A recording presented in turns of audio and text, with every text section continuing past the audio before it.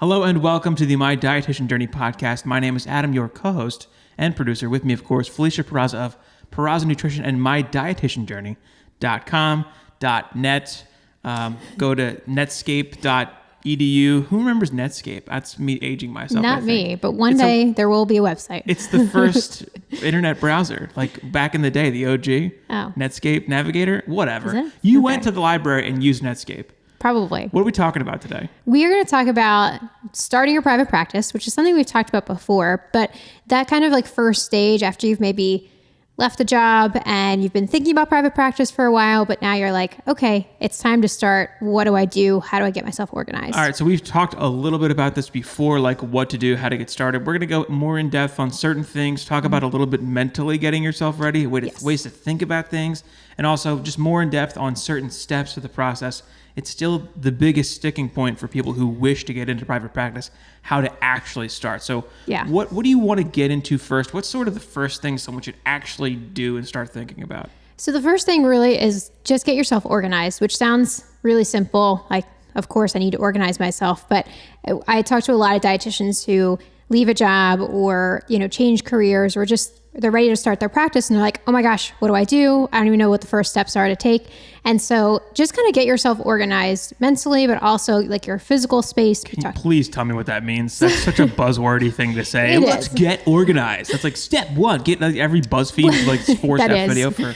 Yeah. So it's like the first thing, just figuring out all the steps that you might need to take. So we're going to talk about a lot of the steps today and kind of organize things actually in this podcast, but brainstorm everything that you need to do and then prioritize your list. So a lot of times I'll have dietitians who start. So make a list. Yes. Making a list is the biggest thing. Yes. Make a list and then start kind of putting things on your calendar, because as you start thinking about these steps that we're going to go over too, it can seem really overwhelming as to everything that you need to accomplish. And some stuff really does not need to get done right now. And so kind of prioritizing that list, but then also making deadlines for yourself. So it's kind of chunking away at different parts of your list versus it being everything all at once. The deadlines thing's a pretty big deal. If you have a deadline for a thing, then you're holding yourself accountable to it. Whereas even if it doesn't have to be done by that time, just imposing a deadline on yourself creates a sort of forced prioritization where you feel compelled to do it because on your calendar, you were going to have it done by this time. Even better if there are real deadlines, but if there aren't any real deadlines, just making them for yourself and actually using a calendar. I have found that to be the most useful thing for myself since I became a college student again. Everything's on a calendar and there are due dates and deadlines, and I check the calendar first thing to see what I would need to do next. Yeah. It's good for anything you're doing. Definitely. So that's kind of the first step, is just kind of laying everything out and getting yourself organized, setting up a little bit of a workspace too. So if you plan to, we're going to talk about spaces and how to see clients, but figure out where you are going to work as a dietitian. So where you're going to do all your paperwork, where you're going to do all this back end business stuff. Do you have a space dedicated in your house, your apartment, wherever it is, or do you need to find a space? Because that will keep you kind of mentally organized as well, with having all of your stuff in one space to really go back to. I would say probably bare minimum, if someone doesn't have a desk, probably get a desk. Yeah. I would think. Some people probably just have a laptop that floats around. Maybe having a space, maybe use your maybe kitchen table or something if you have to. But yeah, that's a good idea though. It's just having that like a desk or a table, like a nook we've mentioned before somewhere. Just having any kind of, because if you don't have a dedicated space for work and you mix spaces a lot, it can be a little disorganizing. Just in general, trying to prioritize work in a space that you normally have leisure activities. It's mentally you're not geared for getting work done. Yeah. I find that can be something that people struggle with. I've seen that talked about a lot. Yeah. And you're going to end up with, when you're starting your business, a lot of information to keep track of too. And potentially whether it's electronic documents or paper documents, but you really want to make sure that you're having those documents labeled in a spot that's easy for you to access later. So if you have like a space to work in, a filing cabinet you're off of, or your computer, making sure those things are kind of labeled so everything is just, again, easy to access as you kind of start getting this information. All right, so you want to organize your mental space, organize your physical space, then there's some actual setup for really starting and setting up your business itself. What steps should someone take to actually establish their practice in the real world and, I guess, online too? Yeah, so there's definitely some things you're going to absolutely need to do first. So the first is getting what's called an employer identification number. So that's the tax identification number. It's federal. You need to know what's called your business structure for this, though. So whether you're going to be a sole proprietor, LLC, you're going to need to have an address on file, which if you don't have a location set up just yet, which we'll talk about, you might have to use your home address. So just consider that. But you will need to figure out what your structure is going to look like. This is just educational purposes only. Don't consider this legal advice or whatever. Yeah, don't sue us. Yes. Okay. So basically, though, this is for entertainment. Yes, entertainment purposes only, but recommended to go at least with an LLC, not necessarily a sole proprietor, although easier. You just want to have that separation of your personal and business. So that's definitely the first thing you need. Your experience has been that having the LLC is better and easier, in your opinion, for you. Yes. It would have been better if you were an LLC from the beginning. Yes. I started as a sole proprietor, and it was an easy thing to set up. And it's easy to go to set up, if you're going to be a single member LLC too.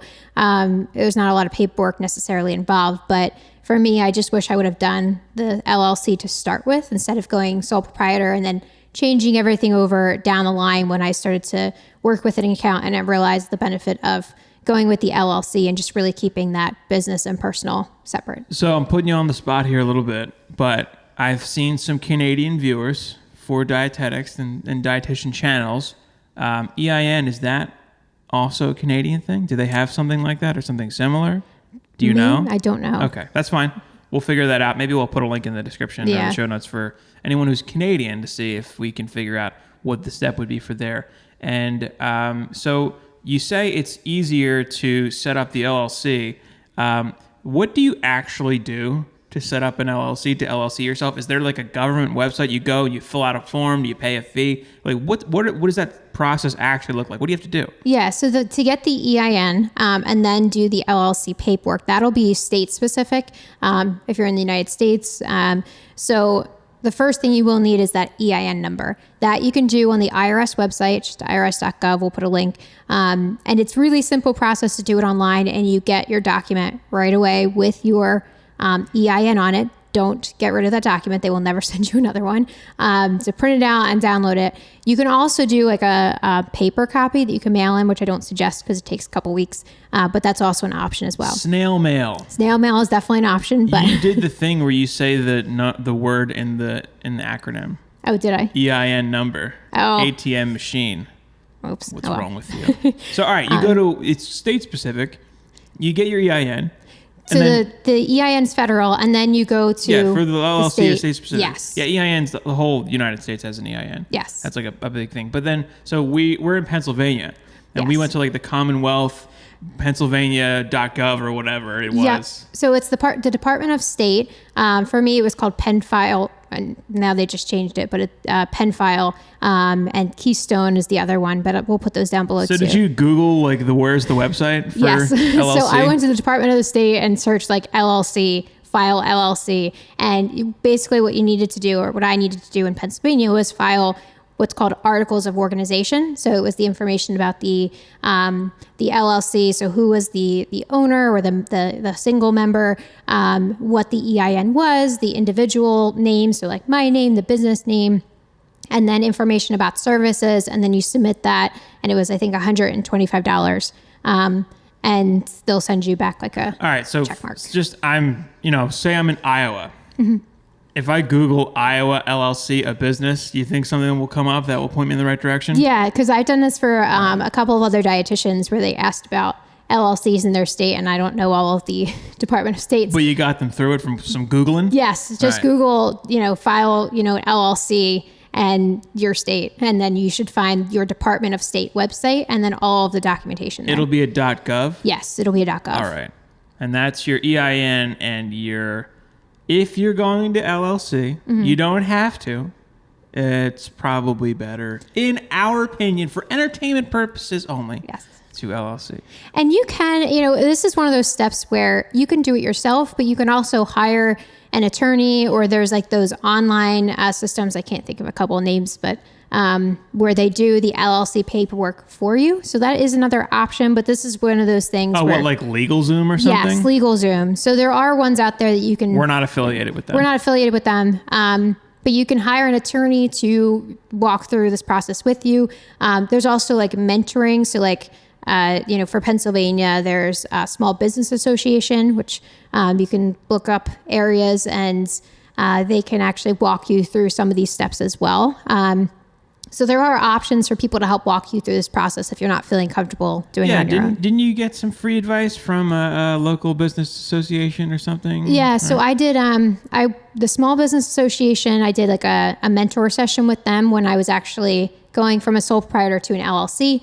And then I also worked with, it was called Philly VIP, which was specific to Philadelphia in Pennsylvania. And they helped me with some of my documentation stuff just for like legal things. It was like an attorney. And then I did a couple of free things with my local library where it was like meet with an accountant, meet with an attorney to review paperwork stuff. So there's certainly free resources out there that could be helpful for you too. Yeah, I guess a point to make about this stuff is that there's many steps involved. You're going to have to learn a handful of new things, and it's going to put you out of your comfort zone to get into this stuff. You can take it slow, but by all means, don't drag this out to take like 4 months. No. You can bang most of this out in like a week. Yeah. And one thing too to consider is, even if you're hiring an attorney to do your LLC or sole proprietor or whatever it is, you're going to have to decide still yourself on which type of business structure you want to go with. So they might talk to you about them, but you ultimately need to decide on which one. Because I was looking into that. Like LLC. Yeah, whether LLC or a partnership or an S Corp. Like S Corp, yeah. Yeah, all of those. So they'll give you information, but it's still good to be aware of this yourself, even if you do plan to hire someone to help you through this process or work with someone, because they're going to ask you what you ultimately want to do. And so being able to kind of understand all these different types of tax structures and things like that could be helpful. So if that's all of that is necessary, if you're going to have a private practice just straight up, but if you're going to take insurance, you need a national provider identifier. Do you need that if you're not going to take insurance? Not if you're not going to take insurance. They do recommend that all covered like healthcare providers do have one. Okay, so you should have it. Yeah, it is recommended to have one. And if you're a dietitian working in clinical, you might actually have an NPI already. You might have an individual NPI, which follows you like your social security number. So you change jobs, your NPI stays the same. So you'll still have that same NPI in private practice, but you'll have to update the information as to your practice once you have that form. So if you don't have that, if you're not in clinical, you probably don't have it. Maybe you're in clinical and you have it, but you don't know what it is. Yes. How would you figure that out? So there's the NPPES directory, or you can just search for NPI directory, and you can actually find... Like you type your own name into a field or something, and then it'll just bing, here's your number. I've looked for a few people asked me, they were like, I'm not sure if I have an NPI, and that's what I did. Is I just So you found theirs for and them? I found them for. Okay. So and it shows you what information is there. So your name, the mailing address, the phone number on file, and so that's the information you want to make sure is correct and that you update. But all right, so that's sort of the main stuff to get ready. So your business structure, well, you need your EIN first, then you set up your business structure, and then make sure you know your MPI if you don't have one. You should get one whether or not you're going to provide for insurance companies. You should still have it. Beyond that, there's probably some setup and some, well, is there anything else with that you wanted to get into? Yes, just the professional liability insurance, which to protect against negligence. So this is absolutely something I recommend. Even if you're not going into private practice, you should have this as a dietitian. I go through Pro Liability by Mercer, also not sponsoring. But I have a professional liability coverage. I don't have coverage for like an office because I do telehealth. So I don't have an actual physical office space where I see clients. Overrated. Yes. Who needs it? But I also have an add-on for what's called non-patient care services, which is like consulting and education. And that also covers me for like teaching related stuff too. But that's the other thing. Highly recommend getting professional liability insurance too. Cool. All right. So that's all the businessy stuff that you can kind of just do from home. Pay some fees. Yes. Fill out some forms and then like get yourself squared away at home. Because telehealth is kind of the thing right now. And that may change a couple years from now. Maybe in-person visits are the thing, and telehealth is kind of shoo-shoo, no more of that. Maybe. We'll see. But either way, right now, that's how things are. And it's a good idea to be set up for it. So getting yourself financially situated to become a business owner, there are some costs and financial considerations. What are they? So in terms of like outright costs, one of the nice things about having a practice is that you can really kind of set it up with a very low cost, especially if you're going to do something like telehealth where you don't necessarily need to get an office space. But some cost considerations would be things like the filing of the documents. Like I mentioned, filing the articles of organization, that was like a one-time cost. Oh, fees? Yeah, fees. And then also things like, your liability insurances. So some fees like that would be ongoing. And then if you do get office space, obviously that would be an overhead cost. You're going to be paying monthly rent, like hundreds of dollars per month to rent that office or share it or whatever they do. Yeah. And then like your office related things like printer paper, if you print stuff out, you'll probably end up printing something even if you are telehealth still. Things like stamps, Post-it, all of that kind of like business stuff that you would get from paper like goods, electronics, like devices that you would need. You'd probably want a computer that's not a piece of crap. Yes. I would think, Definitely. The laptop you're still stringing along from like 2012 when you finished college maybe is not the machine for this. Maybe not. I'm on a laptop right now from 2012. But, assess your situation, see how capable your machine is, and consider that could be a consideration. We upgraded your machine pretty substantially we built you a new computer when you started your business. Yeah. And I was working from an old laptop at the time, and then a Chromebook. When you actually started, you had that stuff. That's what you used. I actually was doing a lot of like home visits and like on-site visits for businesses when I first started. And so the Chromebook was perfect because I can do stuff as I went, and it was just a lot easier to like navigate on the go. It was really light. All right, we should specify that. So when you first got going and you had some clients rolling in, you were working off of a Chromebook, and that was primarily the machine you used for most things, right? Yes. You had a printer though, didn't you? Oh yeah, I had a printer. Yeah. It was a printer scanner. So and you had a Chromebook. And I had the Chromebook. That's cheap. That was like $200, right? Yeah, I think it was like $225. Yeah, for like a whole full blown a Chromebook is not really a computer. The operating system is literally Chrome. It's the web browser, but it's fully capable of being a complete, very light duty operating system. And then it offered no actual memory on the device. You had to use SD cards or USB drives. Yeah. Right? Yeah. And it had like 2 gigs of RAM. This is a little more technical than most people care to know, but it was not a powerful machine, but it was fully capable of doing what you needed it to do. Mm-hmm. Then when things started to really ramp up, I think after you bailed on the job that you had and you really jumped in to this, I kind of pushed you to like get like a real setup. Yes. So we built Felicia a computer, and we got her 2 24-inch or 21-inch monitors, and she got like an L desk, and it's a way bigger, more sophisticated setup, and she's got like a headset and all that. So, and that is, it's hard to imagine you doing what you do now on a Chromebook. No. But to start with, it's totally fine. And when you get some clients rolling and doing whatever, but your productivity will greatly increase if you have a more capable machine.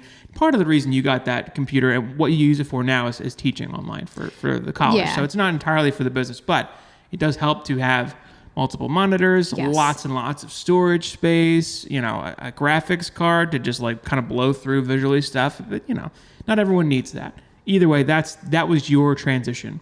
Yes. And that's one of those things where it's, prioritize, when you're first starting out, and depending on where you're starting from, sometimes you might not have a lot of kind of liquid income or, finances to play with really. And so you might be kind of wondering where to spend your money and where to maybe save it. And so you might continue working off of an old laptop, or you might invest in a Chromebook for the time being or something like that where it's, smaller, and then eventually, put out. Yeah, just to clarify, you could operate indefinitely off of a Chromebook or a laptop. You don't need some fancy PC rig desktop setup like Felicia has. A lot of it's for teaching anyway and content creation and stuff. So just to specify, you don't need that. I think the computer we dropped like $1,200. Yeah. But that was before the great shortage of GPUs and CPUs that might still be a thing whenever you're listening to this. So maybe that's not an option. Pre-built computers are still pretty reasonable right now for what it's worth. But anyway, so that's one thing to consider. What else we got? So the startup costs, you want to consider that. Things like electronic records, so like an electronic medical record, EMR, that's something that if you are going to go that route initially, that would be like a cost that you'd be paying. So you want to consider those kinds of costs. It's a monthly fee for medical records and EMR, right? Yes. So that's a monthly fee. So those are the kinds of things. And then, we're talking about finance stuff. So you want to be able to track your finances. Do you need an EMR to start? You don't. So when I first started, and I will say it makes your life a lot easier, but when I first started, I only had like a handful of clients and I was still working a full-time job. And so I, wasn't going to invest in an EMR. I didn't really know a lot of the perks about it. And so I did just paper charting with like a locked filing cabinet. And then I started using like encrypted flash drives, and just everything was still kind of like paper / a flash drive. And then eventually went the route of an EMR. And it's so much better in terms of like making things more streamlined. I could send paperwork off to clients. We have a short video on EMRs, I think. Yes. So, but would you recommend, if knowing what you know now, would you recommend someone starts with an EMR? I'd recommend as soon as you can start with an EMR. Absolutely. It will make everything so much easier moving forward. And it is an upfront cost, but... Wait, there's an upfront cost? You have to buy something? Well, there's a monthly cost, I should say. So there's a monthly. Yes, you sign up and it's $20 a month. Yes. You don't have to pay $100 to start the service or anything like that. No. Okay. So and it depends. Usually they're like around $50 per month. Mine averages out to be about $70-ish per month. But the reason for that is I do some of my claim filing on there too. So that adds some of the costs. And I have an add-on for telehealth. So for the secure video conferencing. But there are other alternatives like Doxy.me for seeing clients virtually, which is a free online platform. So there's definitely ways to kind of do it low cost, but having everything all in one location, like my EMR, I can do claim filing. Obviously, I have client storage. I can send clients documents. I can securely message them. They can upload stuff. I could do the telehealth. And then I can also embed a scheduler on my website for clients to schedule appointments. So it's just well worth the cost of how much time you save. Think it's worth it for people who are not business minded or haven't developed the financial acumen to kind of sort of consider learning about business and operating a business in general? Because what you're talking about right now is when you start, you can start low cost, but once you get your first payment from seeing a client, you're going to pay that month's worth of your EMR. Essentially, what you should think about is when you start making money, taking that money you make and investing it back into the business. So if you start super low cost, right? If you start without an EMR, let's say, or you start without your own website, but you start making money, that's when you need to consider taking that money and investing it into the business to make your operating procedures simplified and more streamlined, but your operating costs may increase. Mm-hmm. It's okay to increase your operating costs if your revenue is higher.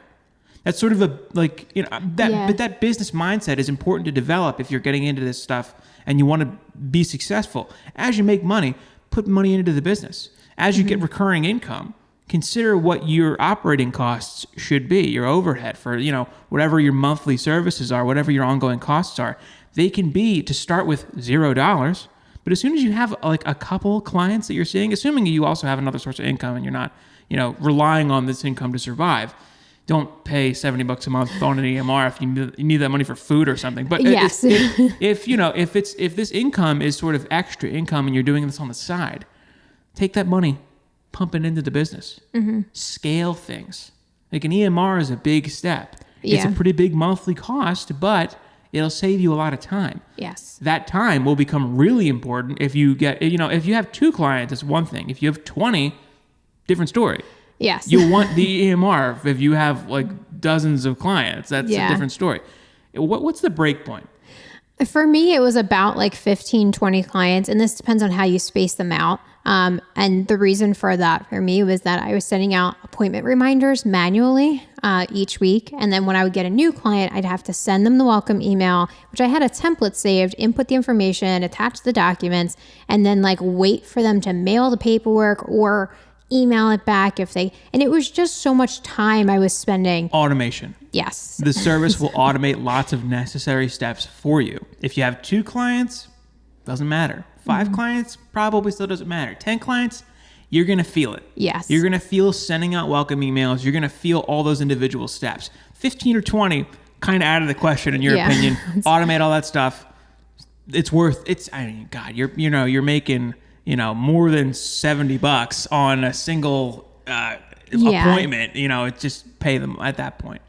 No, and that's the kind of thing that I was thinking about too, is like how much time I'm spending on this, and then like my time, being spent as like a dietitian and in an appointment. So that was something I heavily considered too. Was that? Yeah, you got to consider how much your time is worth and where you're spending it, because that time you could be spending on doing other things, looking into other stuff, getting more leads for new clients, all kinds of stuff you could be spending the time on.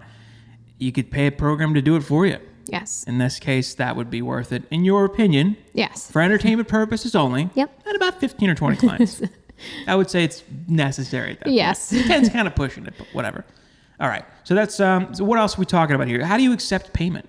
So there's a couple ways. One, and the way I first started was setting up a business bank account just at like my regular banking institution. So there's like online platforms you can use, which I'm not 100% familiar with in terms of like setting up an actual business bank account. But I just set up one through my local bank that I was already banking with for personal stuff. So I set up what's called a business checking account. And then when I first started, I used their merchant terminal. So I was able to process credit card payments online through a terminal website. I can embed like payment codes in my website so people can enter in credit card information. And then I could obviously accept checks and then deposit them into that business account. Now, when I got the EMR, one of the things I looked into was that if it integrated with any kind of online credit card processing, so like mine integrates with Stripe, but there's other ones like Square out there as well in terms of like online credit card payment processing. But it integrated with the EMR that I use. So again, kind of keeping everything all in one. So there are quite a few options in terms of going through your local bank and what kind of merchant services they offer for businesses, especially if you're looking to accept credit card payments. But then there's also the online option in terms of, things like Stripe and Square and what's available through an EMR if you go that route. Well, either way, you need to set up a bank account for your business, right? Yeah, either way. Mandatory. Either way, you're going to need a business bank account. So your bank, you're probably with a bank. You probably have a bank account. Mm-hmm. Go to your bank, call them. Yep. Maybe you can apply online, but say, hey, I want to start another account. I'm starting a business. I need an account for that business. And then they'll take you through the steps, and then you'll get like a routing number and all kinds of stuff for that bank account. Yes. And so like, processing credit card payments, you still need somewhere for the money to go. Yes. Right? Yes, absolutely. And that would be that bank account. That would be the bank account. So like doing Square or Stripe or any of those, you still need the bank account first. Yes, you need the bank account first. It's not like your EMR is going to have a balance of money that you can cash out or anything like that. So, all right, just to clarify. And you'll need your EIN to set up the business bank account too. Like I needed that tax identification Order number. of operations here. Need the EIN first, and then the bank account comes next. So you set up your business bank account with whoever you are. That's going to give you a place for payments to land. You can go through services for processing credit card payments. What about, insurance companies? Will they send you payments in a variety of ways too? Or? Yeah, so normally there's a couple of methods. So paper checks, still an option, but a lot of them have done away with like mailing you checks out in terms of like security, and then also like getting lost in the mail, that kind of stuff. But that's one option. You'll get paper checks, which you'll have to deposit. And then the other is electronic funds transfer. So you link your bank account with the insurance company where you would file your claims, and then you would have direct deposit. And then the other is credit card payments. So I've had insurance companies pay me through a printed credit card on like a piece of paper, and then I would enter in that information into the terminal that I have for credit card processing. Terminal. That's a fun word. I don't know. What does that mean? Well, I mean, I'm using the term because it was like a merchant terminal that they used. Okay. Yeah. What are you doing when you enter something into a terminal? What are you actually doing? I mean, literally, well, for me, I didn't have like a swiping kind of thing. So you literally like type in the credit card number? The credit card number, the name on the card, the date of expiration. All right, all charge. that stuff. That's the terminal. That's it's just the terminal. bunch of fields on a website. Basically. Okay. You have, and this is another cost that maybe it's not worth it to start with, but down the road, it's probably maybe worth it for you. You have an accountant. Yes. And you pay an accountant to do some things for the business in terms of its income, your taxes, all that stuff. Taxes, you're going to have to pay money on your income is still taxable, but taxes are not taken out automatically. No. You have to account for those. An accountant can help you account for your taxes. Yes. Kind of a big deal. You don't want to get audited and then owe the government like $1 billion because you didn't pay taxes for like 2 years and then you're owed back tax. That's ugly. You want to make sure that you're putting money aside to pay taxes, but it could be a worthwhile pursuance of getting an accountant set up to help you with this stuff. Yes, definitely. You didn't have an accountant to start with. No, for the first 2 years in business, I didn't. And the second year was when I decided that I was hiring an accountant because I was not filing my taxes ever again for my business. Again, this is about your time and how much of a headache and how much are you willing to learn and how much of a headache are you willing to endure to get through these things. Yeah. They're necessary evils of running a business. You need to account for this stuff, but there are people who do it for a living that you can work with, and then boom. Yeah. Now you're hiring someone else. So worth the cost. And I've, the accountant that I work with not only files my taxes, but she also is there for questions too. And so I'll often email or call about questions that I have about like tax stuff for the business, knowing that, she's the person that I'm going to, hire for additional stuff like for payroll and all of that kinds of stuff down the line too. So, definitely worth it. So then there's the matter of tracking your finances, I suppose. And there's a lot of ways to do that. You could just create an Excel spreadsheet. There are applications for that. What do you think? What are your recommendations? Yeah, I mean, again, like low cost kind of thing, and stuff would be Excel, or those kinds of like spreadsheet documents. Google has their own spreadsheet as well. Google Spreadsheets. or Google Sheets, I think is whatever. Sheets? Yeah, it's Google Sheets. Sheets. Yeah. But with those kinds of things, again, kind of like a lower cost option, but can certainly be a way to keep organized. And that's actually what I primarily use now. But there's also like QuickBooks where you can scan your receipts in and you can integrate your bank and you could download reports and all that kind of stuff. And it's when I was first using QuickBooks, it was like $10 a month. It was pretty fairly cheap. So there are methods of tracking finances with using like apps and programs and things that could be pretty low cost, or it could just be like a document in Excel. All right, so that's all the financial stuff. That's a little heavy. There's a handful of things you need to consider for that. Of course, once you get through all that, the bank account, accepting payments, figuring out how you're going to track things and taxes and all that, maybe an accountant. You're probably going to want to consider taking insurance as a dietitian. It'll be a relatively reliable source of income. Some dietitians don't accept insurance. Depends on what you want to do, if you want to do group classes or your own thing or whatever.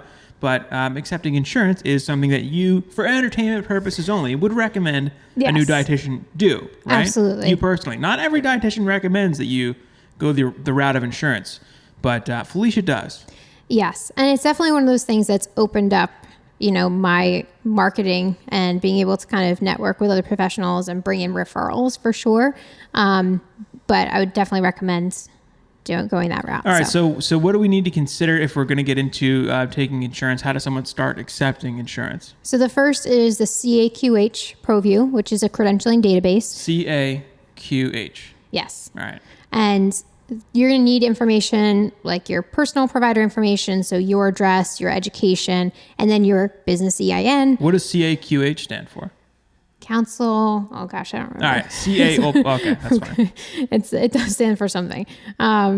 It's an acronym, right? Yes, yeah. Your business EIN, you're going to need your professional license. So like if you have state licensure, your liability insurance, you're going to need things like your EIN, your liability insurance, and then your NPI before you start this credentialing process. So again, priority steps. So those are the things you're going to fill out first, but it's an online database. It's like a quite a few pages that you would fill out in terms of your information. And then you end up with a CAQH provider number. And that's your CAQH ID is what you use when you apply to be a provider for each insurance company. So just filling out the CAQH does not make you a provider. It's your credentialing information that you share with each insurance company that you want to credential with. So it's kind of like getting your EIN, but for insurance companies, I guess. It's like, that's not a good way. So you get your CAQH squared away. Yes. And then that's the thing that when you go to each individual insurance company, you're like, hey, here's this. Yes. Sign me up. And it's all Keystone or whatever. Yes. Blue Cross. So most insurance companies have a spot on their website that says like join our network or become a provider. An easy thing to do is literally just search, whatever insurance company, Independence, Blue Cross, become a provider, and it'll generally take you to the page that you need to apply. And so you'll need your information, your name, your NPI, your business information, and then that CAQH number ID that you'd put in that spot. And so this, again, is just your application. So that's the first part, is the credentialing part. And then you go through what's called the contracting. So there's the credentialing, and then they reach out and they verify information, and then you end up in contracting, where you actually get a contract, and then you're in network. So it does take some time. So let's talk about the timeline for a little bit. So you hit the website for your CAQH, you fill in a bunch of information on some online forms, and you hit submit, right? Yes.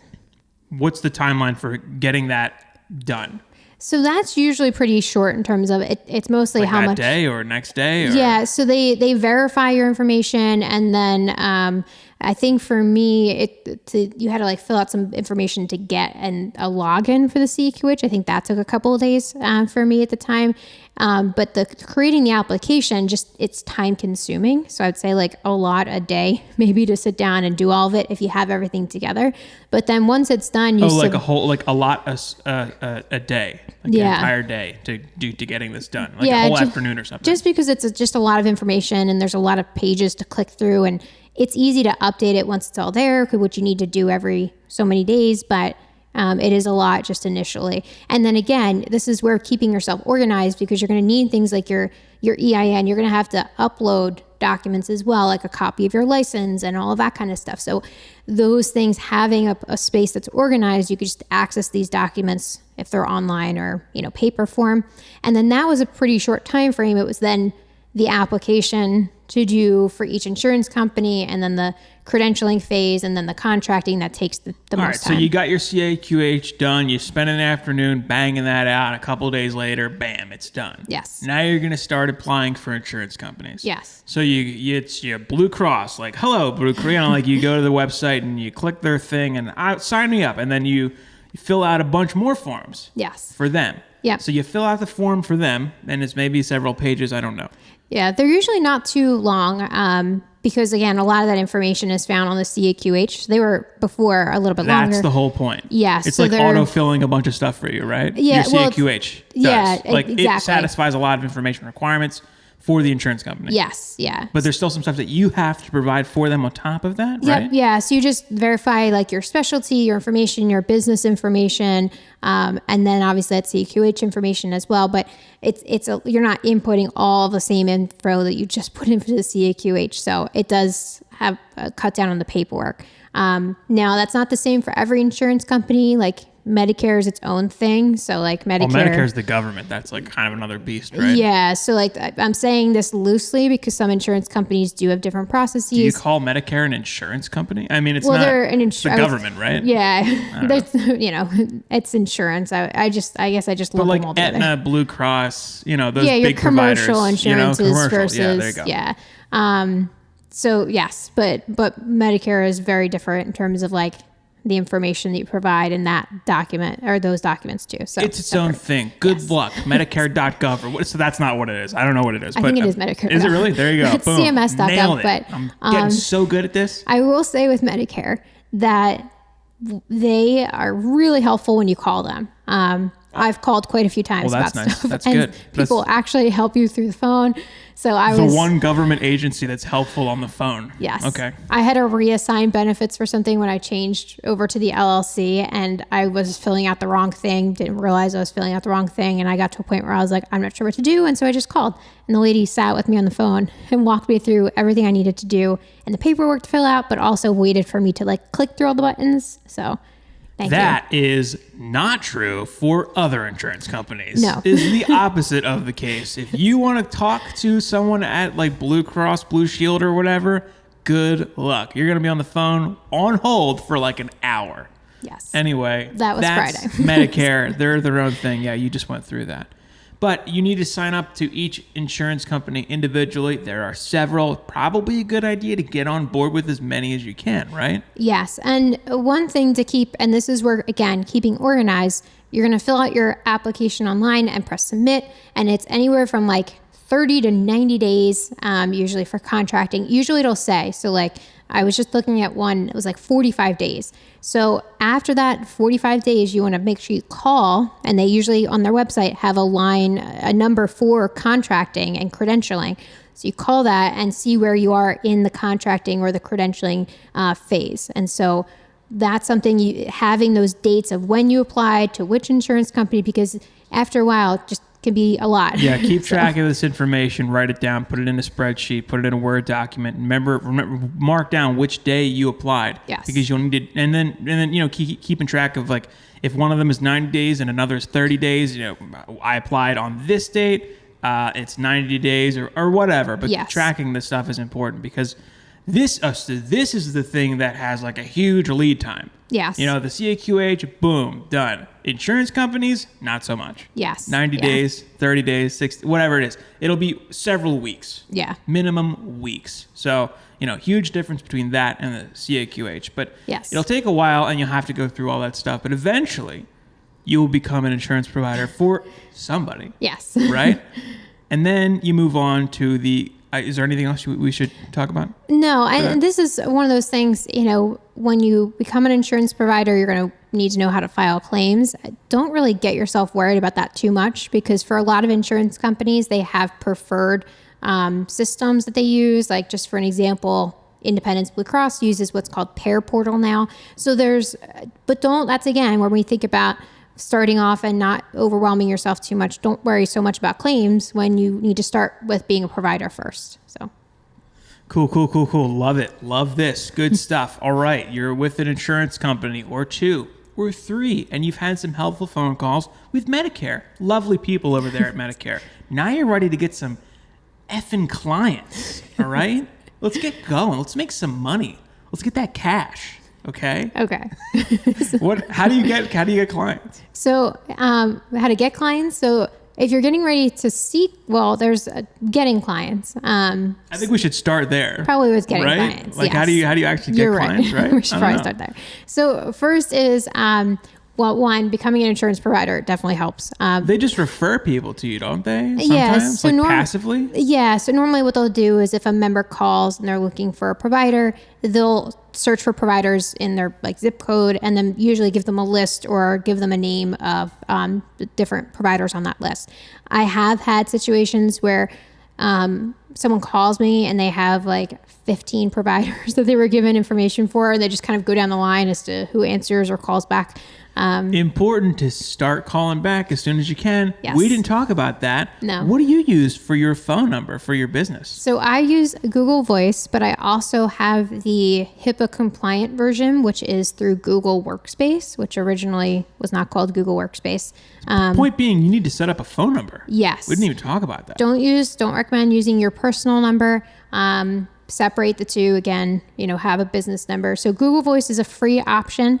They do have a free phone number, but you can also then again, if you're going to be using it for anything that's going to contain transmission of information, that's HIPAA, the PHI and all that kind of stuff, get something that's secure. So that's one option. There's a couple of other like phones, like I think Ring is another one, but there's other ones out there, but get a business line for sure. And then I think we touched on this very briefly before, but like a business address, you have your own special PO box at a place that it's like a street address, real address or whatever. Yeah. So getting like, and this is again where, as you're setting up business information and paperwork, you want to consider these things that if you're not going to rent like a physical office space, you want to have some kind of business mailing address. So if clients need to send you something, you need to put information on like the directories, you need to anything. You don't want to be using like your personal home address. So getting one of those like real street addresses, that are not PO boxes, because you can't use those, would be options. So going to like your UPS store or things like that, local post offices, and asking about business mailboxes. It's semantic though. It's you go to the UPS store or whatever, you get a real street address and it's like a suite number. It's literally a PO box in the store, but it's not categorized as such. A PO box, yeah. All right, so you're an insurance provider, you've got your phone number set up, HIPAA compliant, all that stuff. Insurance companies are going to shotgun dietitians at their clients for them to find a provider. Kind of, here's a list of 10 people or whatever. A lot of people. They'll start making calls. You may get some calls on that business number that's listed, associated with your business for that insurance provider. You might get a phone call. Probably be a good idea to call them back right away if you want that client. Yeah. So a couple of things. One, set up your voicemail to say when you're going to call clients back. And then also having an online presence is really helpful, because I've had people who have my information and on the insurance company website, your website isn't linked if you have like your own business website or anything. It's just your phone number, your address, and your name. So I've had clients who just Google my name and then they find my website and then they find information about me and then maybe send me an email or schedule through my website. And so I can grab clients in that way too, so even if not through phone. That's kind of a whole nother can of worms. Yes. Starting a website. There are really low cost options for that are just like a page. Like you can have a web page. So we're going in the weeds here, but this is like a whole nother thing. You buy a URL. So you buy www.yourbusiness.com, not that actual URL, but whatever you want it to be. Superhealthyfoodeats.com. And then you have to buy hosting to have anything on that website. Yes. It doesn't exist yet if you just own the URL. Yeah. And that hosting, that's a monthly cost. Yes. There are a lot of other things associated with that. So you can go to GoDaddy or one of them to get the URL. You can get a URL through Wix now, can't you? And those like Squarespace? Yeah. GoDaddy, Wix, Squarespace, WordPress. And then you can... Do people still use WordPress? Yeah, a lot of people use WordPress from the 90s. And update it to the .com. So like there's, like I use it for blogs. So it's like peraznutrition.wordpress.com. But you can, pay to do like just the .com without WordPress in it. Probably the easy thing to do is like Wix or Squarespace though. Straight up, they're like a complete package. Yeah. You can go there, you can buy the URL, you can buy hosting, and then they have a drag and drop HTML editor that lets you set up your website, and they give you like 5 pages or whatever it is. Yeah. But you can set up like an about me, contact information, and then, link to other stuff if you want to. Yeah. But having that set up, that's kind of its own thing, but there's so much online resources. That's something you can do, by the way, while you're waiting for your 90-day lag time for becoming an insurance provider. So maybe after you fill all that stuff, CAQH, you apply to some insurance companies, get ready to get clients between then and being certified with the insurance company, being approved by starting a website. Yes. Perhaps. Yeah. And just even, like you mentioned, there's a lot of ones that are drag and drop. Like I use GoDaddy and it's drag and drop. It's really easy. They have a lot of pre-built templates too. But go to other dietitian websites, just like, or other healthcare provider websites, and just see what they look like. It's going to look real fancy. A lot of them are going to look real fancy. You know what? It's easy to do. Yes. A lot of them are templates. None of those people are actually web programmers or web developers.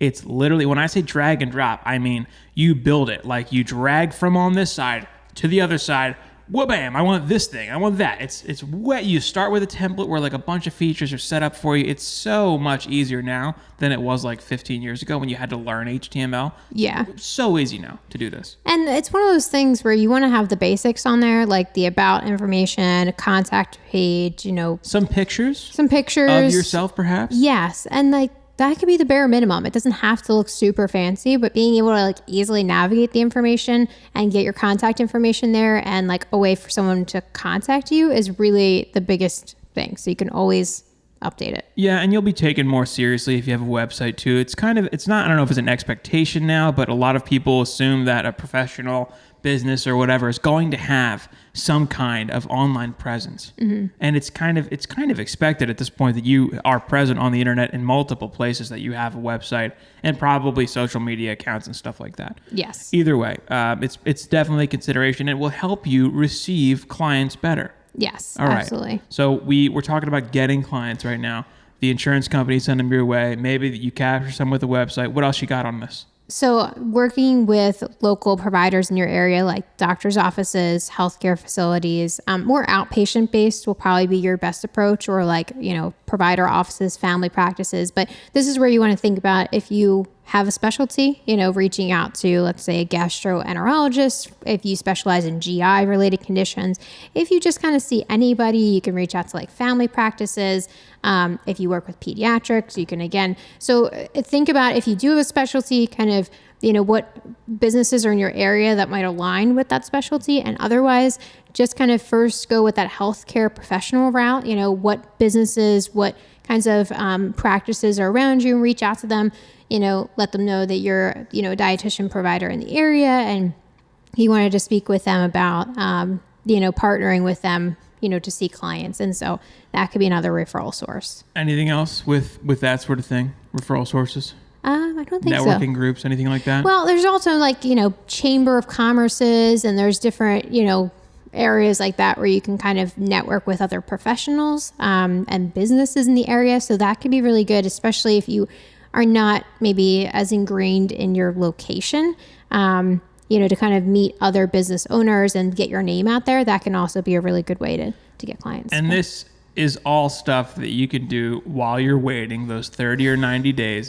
Just stay productive. This is stuff you can do while you're just kind of waiting around for insurance companies to get it together and send you your approval stuff. Yes. All right. So now you've got a source of clients. You've got some people, some buzz. You're getting hit up left and right. You got to beat them away with a stick. What do you do? How do you get them in as clients? How do you start seeing them? So you want to think about, and this is again, as you're kind of thinking about your practice and before you get clients, what your options are with seeing clients. So telehealth is obviously still big right now, and a lot of people are solely doing telehealth, which can include video or phone sessions. So that can obviously be a convenient way to see clients. But then face-to-face is also an option. So you want to think about like, are you going to rent space? Are you going to sublet from another professional? Use a co-working space where you rent per hour of time? But you really want to get that determined, because when you have a client call you, you want to be able to let them know, here's when, where I see clients and how I see clients. All right, let me just lay this out. And this is my brain, so I'm not saying I get it. All right, here's what we got. You can do telehealth, which is voice calls or video calls. Yes. Right. One of those two. Mm-hmm. They're both good. You do both. You have clients who prefer one or the other. Yes. Mm-hmm. There's face-to-face, which either they come to you at some office location that you have, a professional space that you rent. It's probably not going to be your home, your home as the dietitian, unless you have an office off to the side of your house or something like that. Yeah. Which some people do. I've seen like family practices or dentists and stuff that do that. Yeah, it's definitely an option. Or you go to them. Yes. In-home visits. Yes, home visits are an option as well. So those are basically the four, where telehealth is video or voice, and then face-to-face is either you go to them or they come to a professional space that you have. Yes. Those are the four ways that you're going to see clients, generally speaking. Generally, yep. 2 are telehealth, 2 are face-to-face. Yes. Okay. So besides location, what else does someone do to get ready for clients? Get your paperwork in order. So HIPAA privacy notices and notice of privacy practices. So definitely need to have these. The U.S. Department of Health and Human Services has information on these, but you need the privacy notice, and then you need a way for clients to sign that they acknowledge these privacy practices. Informed consents, so for nutrition services, and then for if you're doing telehealth, new client form, which would be basically, their information, their insurance information, why they're seeing you, medical history, all that kind of stuff. Business policies form, you want to get that together. So what are your policies on payment? What are your policies on no-shows, cancellations, client interactions, all that stuff? You want to have a policies document. And then a HIPAA communication consent. So this is something that I have for consenting to email, text, and voicemail. So I know their preferred method of contact, but also if it's okay to text them, if it's okay to send them an email, and having that, with, the information about how they're not inherently secure, but that they're signing off that these are okay to use. So you've got all these consent forms and policy forms that are basically their text documents, Yes. right? Now, when a client is preparing to see you as the dietitian, they've called you, you've corresponded with them, they've set an appointment with you.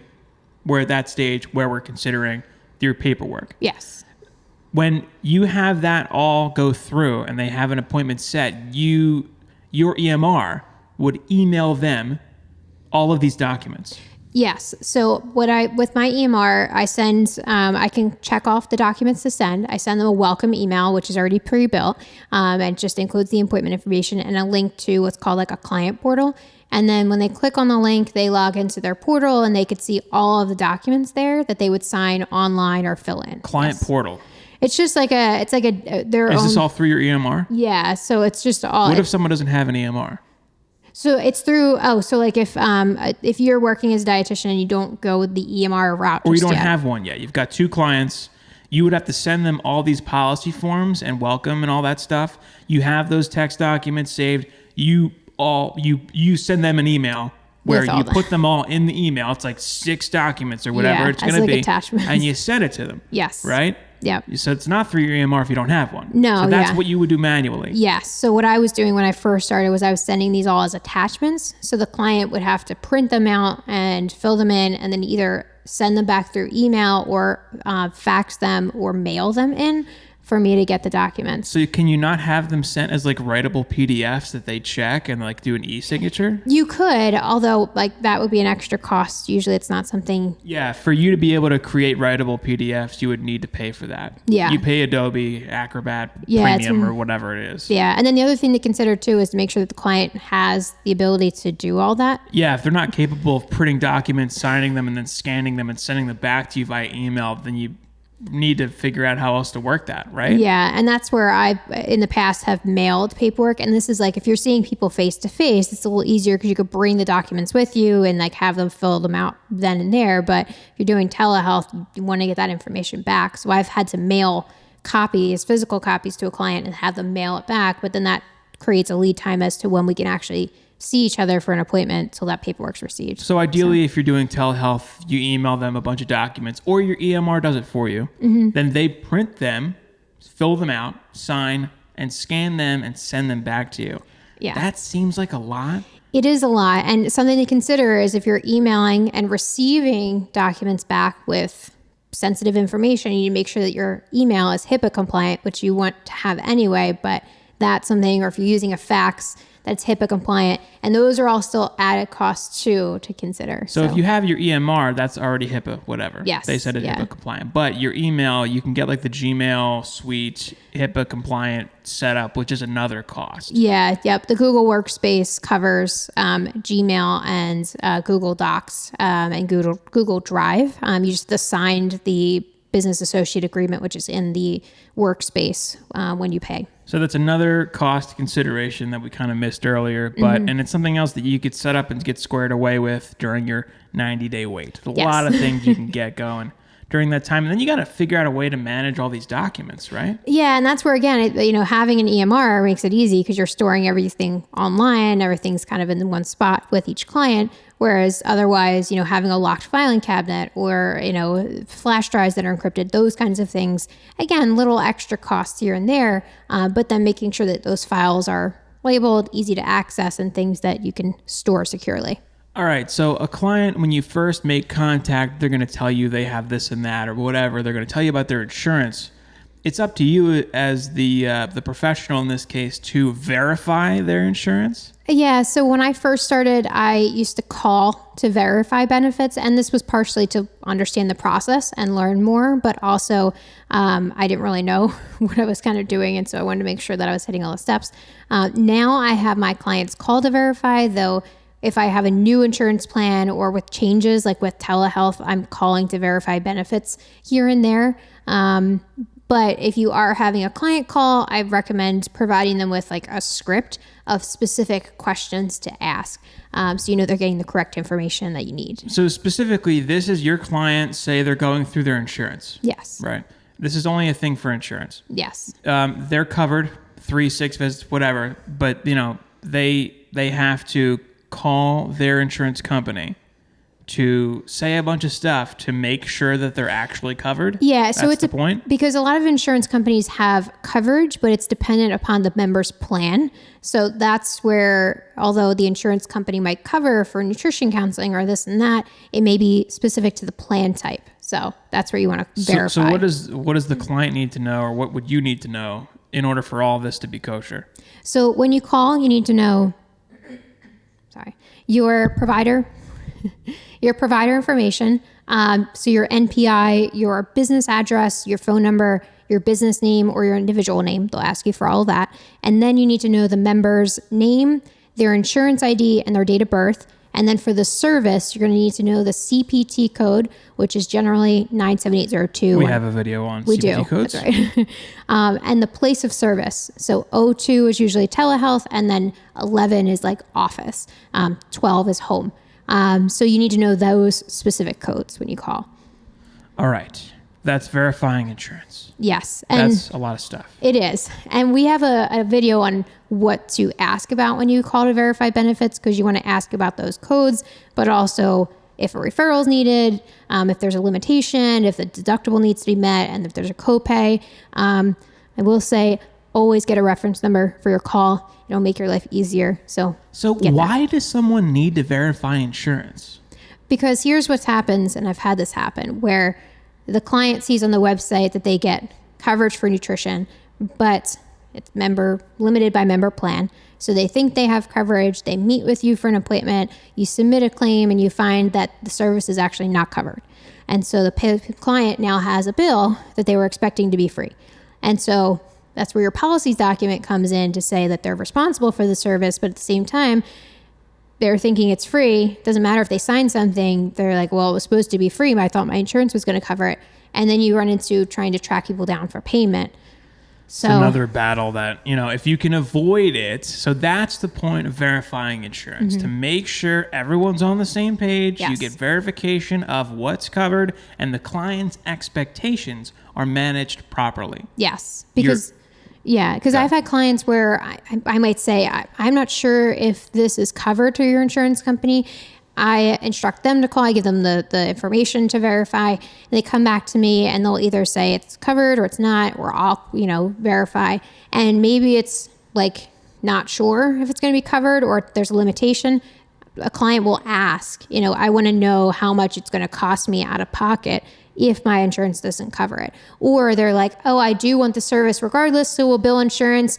And if it's covered, it's covered. If not, I'll pay out of pocket. But they know that from the start, that if it's not covered or it may not be covered, here's the cost that will be for them. That's another general business principle, managing expectations. If someone's prepared mentally to pay 30 or 50 or 80 bucks or whatever it's going to be for their copay, or if it's not covered, then you don't have a problem. The problem is when someone receives a service and the expectation is they're going to pay X and they have to pay Y. Yes. Managing expectations. If people don't think they're going to have to pay anything, it doesn't matter if it's $10. Yeah. They're going to be mad. Yes. I thought it was free. That's the big point of verifying insurance is making sure everyone's on the same page. And again, why I also find it's better for the client to call, because if they get the information, it's covered. They use the prompts, and then it's not covered. They're like, it's not coming to me to say, well, you might not have asked the right thing, or, you know, it's like, no, I called, they told me it was covered. And then they're in a battle with their own insurance company to get that. So it's just something else to consider. Yeah, that doesn't happen with like every client. No, But the few that it does happen with, it's a massive headache, and it's time consuming, and it's like emotionally stressful. These people are angry. You don't want to have to deal with it if you don't have to. There are steps to avoid it. Verifying their insurance benefits is the easiest way, the biggest way to avoid that whole thing. Yes. All right. So, business coaching is a thing that exists, and it's a little bit, a little bit, I don't like it. We did a podcast on this, but as we're talking about, starting a practice, one of the most common questions that comes up is, do I need to hire a business coach, or should I? And it can absolutely be helpful to have somebody in like navigating you through this transition, but it's not necessary. It's absolutely possible to do it on your own, and hire people that you need along the way, like an accountant and, an attorney and things like that. And then there's also programs like the Nutrition Entrepreneurs has a mentoring program. The Academy now has a mentoring program.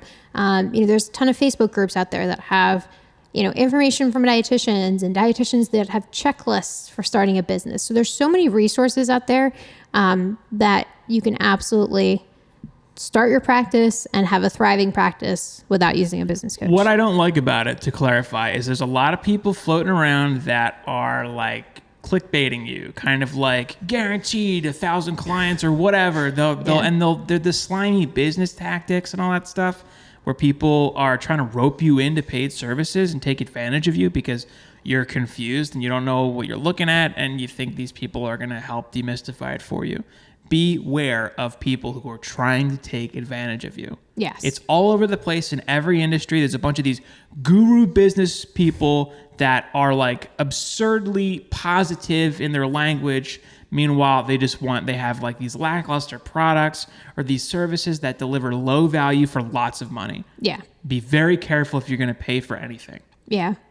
And if you are going to go with a business coach, make sure that what their services are going to actually align with what you need. Some give you actual steps to starting a practice. Some are there for you through the process, but just something to consider is making sure that if you're going that route, that what they're offering is actually what you need to be successful in your business. So. Felicia does have a program for like a launch pad, kind of it's like a 3-month launch. Yeah. And then monthly. It's something that you do. We've just talked through all the steps, pretty much. All that Felicia would do is take you through them. Yeah. And if you want that kind of guidance, there is a paid option for this stuff. Felicia's not the only person who does this. No. And there's dietitians who specialize in like the insurance reimbursement, like as in like the nitty gritty of it. And like there's dietitians who specialize in different areas with their coaching, or have different formats for how they do it. Mine's more of like a mentoring coaching. So, I'm supplying you with a lot of the information here I've given, but also like templates and, document templates and checklists and all that, helping to hold you accountable, being there as kind of like a second pair of eyes and ears kind of thing too. But it's, the goal is that you have all this information, that this shouldn't be a secret. So there shouldn't be secrets. Big thing. Yeah, that's what a lot of people will hawk, is like 10 secrets to getting your business successful. And like, it's a big slimy kind of a sales tactic thing that they run with. I hate it. I don't know specifically if I'm sure that's present in dietetics. Seen that, yeah, but it's in every field, every type of business. God, the ads on Facebook. My Amazon dropshipping business made $7,000 this week. I'll show you how for $49 a month. And it's like some nonsense BS program that doesn't do anything for you. That's not something that I would say anyone should do ever. It's a scam. But Felicia does have a package to just take you through this stuff if you're interested. It's not like your main squeeze. I mean, we're trying to give this stuff away for the sake of just the industry in general. Yeah. Dietetics has gotten a bad rap in a lot of ways. And it's not where it should be, in our opinion, in Felicia's opinion, and most dietitians' opinion. It's not taken as seriously. It's not, there's a lot of work that needs to be done with dietetics. And that's kind of the goal overarching with why we're doing what we're doing. Yes. But, of course, Felicia does have a package that will take you through this stuff and guide. It's more about guidance. That's really what it is. Accountability. Yeah, because I've had people who watch all the videos, listen to all the podcasts, read every blog I write, and they're like, but I still want coaching because, it's you, and it's also more specific and personalized and tailored to what I need, and we can kind of jump through things that they've already done, but also kind of navigate situations that I might not have a podcast on or something, but it's more personalized. You may have specific needs or certain questions that you haven't found. Well, not for anything, but geez, leave a comment. If you have a question, feel free to leave a comment. And always leave a comment. We'll respond. Yeah. But so that's kind of business coaching in general. Proceed with caution. Yes. Really look into it. And maybe if there's coaching from someone who does a specific thing, maybe that's an option. Beware of the business gurus that are going to make you rich type of thing. And if someone is really flashy with effects and they're being loud and yelling and throwing huge numbers around, that's a dead giveaway that they're full of crap. Yeah. And something else too. So most business coaches, if they're good, would offer a free consult with you, 15, 20 minutes, 30 minutes. Now, a generally good business coach, when they do that initial consult with you, they'll actually ask you questions, have you asked them questions, but it's not a 20-minute or 30-minute sales pitch. It's about you and you actually getting some information out of that. So that would be something, if you're looking into a business coach, is to schedule one of those, and just, you can get a vibe usually from somebody within that 15, 20 or 30 minutes with them to know if they're really trying to just pitch you, or if they are really truly interested in what you have to say or questions that you have, and might even give you some coaching on the phone. But that could be a way to really I'm going through a medical billing and coding program right now, and just out of curiosity, I looked around for medical coding stuff, and there's some YouTube channels that are devoted for it, but almost all of them only exist to pitch a product, and they pitch their product relentlessly. Mm-hmm. And there are certain videos that are entirely for the sole purpose of promoting their product or their whatever. I mean, it's nauseating, 15-minute videos of just testimonials. All right, come on. What is the point of this even? Side note, I'll be able to bill for you next year as another service that we'll offer. I'm learning medical billing and coding primarily to learn about working with insurance companies and billing and stuff. That's a side note, whatever. All right, so marketing yourself is probably sort of the final thing to tune in, I guess. So we kind of talked about the starting a website and all of that, but the other thing would be, with social media. It can get to be pretty overwhelming to think about everything you need to do, of which social media sites. And I'd say, just to kind of make it even easier on yourself, just figure out where your clients are first. If you, I work with a lot of clients that are in their 40 to 60 range, and they're not really on Instagram, they're on Facebook.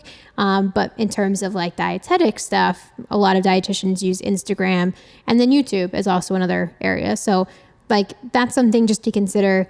You don't need to be on every single social media platform. And that can be pretty time consuming too. And it can be a time sink.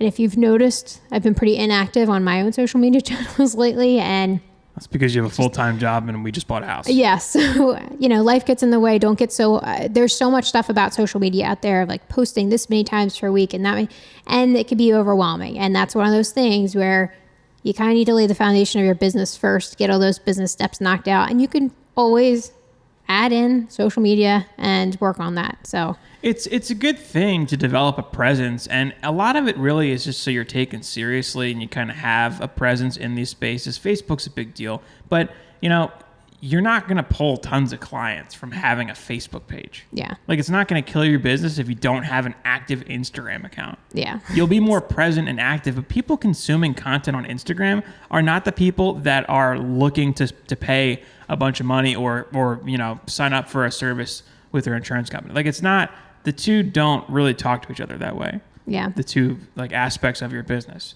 Have it if you want it, but really it is not. Instagram has only existed for 5 or 10 years. Yeah. People have been doing this stuff for decades. It's not necessary. Yeah. So don't get too hung up on that. A lot of people seem to really get hung up on social media.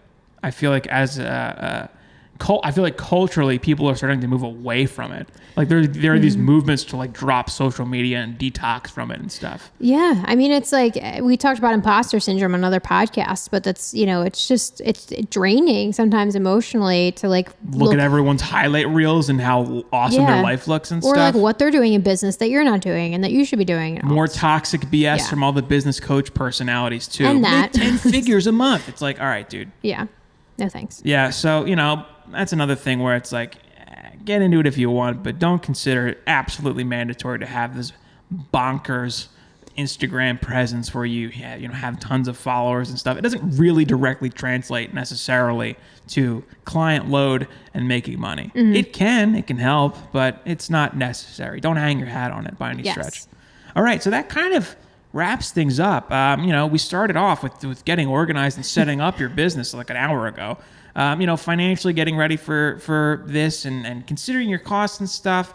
You get through that. You get ready to take insurance. You figure out how to get some clients, and then you figure out what to do when you have them. And then finally, we kind of rounded out with talking a little bit about business coaching, marketing, and those sorts of extras once you're getting going and kind of fine tuning. What else you got? Any final words of wisdom, Felicia? Yes, 2 big things. 1, this is and can be starting a practice pretty turbulent and feel pretty overwhelming. So it will absolutely feel like you are in a whole new world of nonsense and you'll be confused and overwhelmed, which is part of the reason coaching is a thing in the first place. If you want to avoid that discomfort, but it will be massively uncomfortable. Yes. And what am I doing? And so having a support system, so not just friends, family, but connecting with other dietitians can be really helpful. And then just taking it day by day. And again, like prioritizing. So tackle those big things, even though that they'll take time, because tackling the little stuff can feel good in the moment, but not be the things that you actually need to do to really kind of keep yourself going forward. So, probably don't need to focus on creating client paperwork until you have like an NPI and an EIN set up. So. Yeah, prioritize your steps here. Don't go nuts. Don't spend like days creating an Instagram account if you don't have your EIN. Yeah. For your business. Probably want to hold it off on that. Right? But it's a journey. Yes. It's something we're all going through together. And, if Felicia were to start from scratch today, she'd be up and running in 90 days. She'd be waiting on insurance companies to approve. She'd have everything set up. For anyone just getting going, obviously that's not possible. Yes. You don't know what you're doing. Take it slow. There's no reason to rush yourself and push yourself to the point where you're stressing yourself out. Space things out. Take it slow if you're stressed out, if you're concerned. There's no reason to rush and freak out. Yeah. Any questions, concerns, comments, of course, leave them below in the YouTube comment section. If you're listening on audio, what are you doing? I'm just kidding. It's but we have a YouTube channel. You can leave comments, and anything that you have concerns for, obviously, we'll respond. Links to all relevant resources in the description or the show notes. Stuff like your EIN, your NPI, all those links, Hipaa stuff, going to be in the show notes. That is going to do it for us here at the My Dietitian Journey podcast. Thanks so much for being with us.